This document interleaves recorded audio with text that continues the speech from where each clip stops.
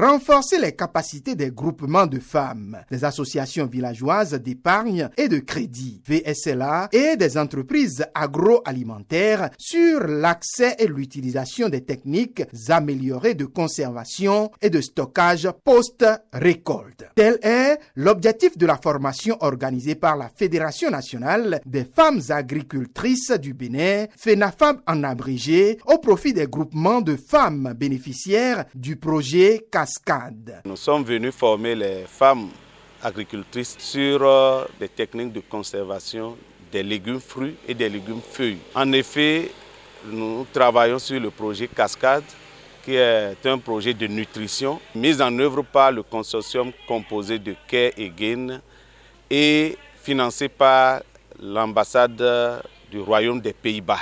Nous avons formé les femmes de Djidja et de Toviklen aussi sur la production des légumes sous forme de jardins, de cases et de jardins communautaires.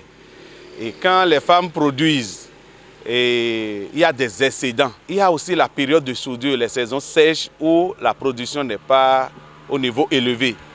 Donc, comment conserver ces légumes pendant leur période d'abondance pour pouvoir les réutiliser pendant la période de rareté. Les légumes comme les feuilles d'amarante, le vernonia, la tomate, voilà quelques légumes sur lesquels nous avons formé pour qu'elles puissent savoir les conserver, pour garder toutes les valeurs nutritives, pour une période quand même relativement longue, pour pouvoir en bénéficier après. Au cours de cette formation qui s'est déroulée du 11 au 12 juin 2026 dans les communes de Djidja et de Toviklen, les participantes ont d'abord bénéficié d'une phase théorique leur permettant de s'approprier les notions essentielles avant d'aborder les séances pratiques consacrées aux techniques de conservation et de stockage des légumes. Si nous en avons beaucoup, nous allons transformer et conserver.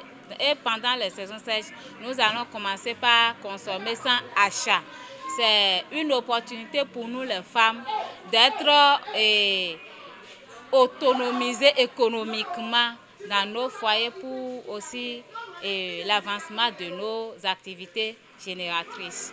Durant les travaux, les bénéficiaires ont appris, étape par étape, les différentes méthodes de conservation des légumes. Nous n'avons pas d'habitude de conserver les légumes comme ça. Aujourd'hui, on nous a appris ça. Nous avons préparé tiayo et fortete.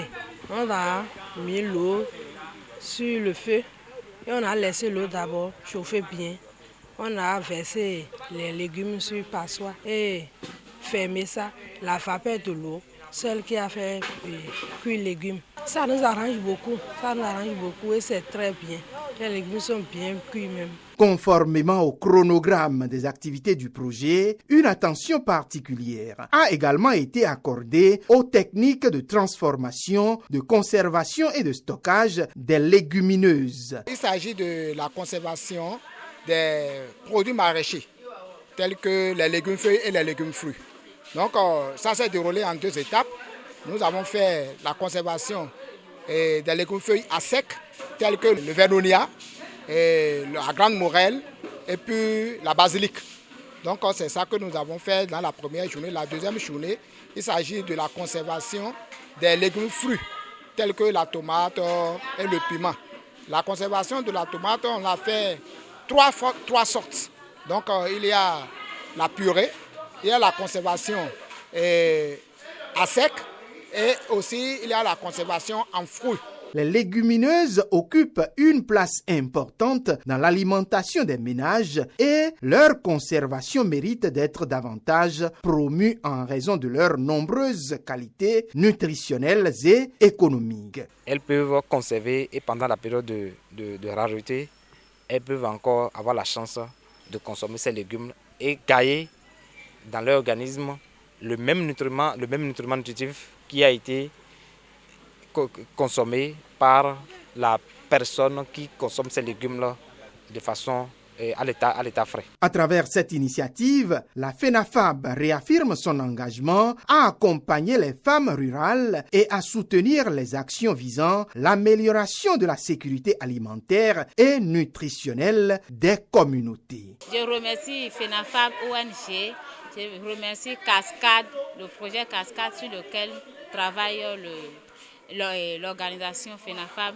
et aussi les partenaires techniques et financiers et Care Bénin Togo pour leur engagement envers nous, les femmes de Torviklin, pour un bon développement de nos activités communautaires. Je remercie beaucoup FENAFAB parce que le FENAFAB venait là changer les conditions de nutrition de nous les femmes.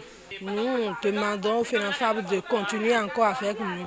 Les bonnes pratiques de nutrition, ça serait mieux pour nous. À l'issue de la formation, les participantes se sont déclarées mieux outillées et prêtes à retourner dans leurs communautés respectives afin de partager les connaissances acquises et de contribuer à leur mise à l'échelle pour le bénéfice du plus grand nombre.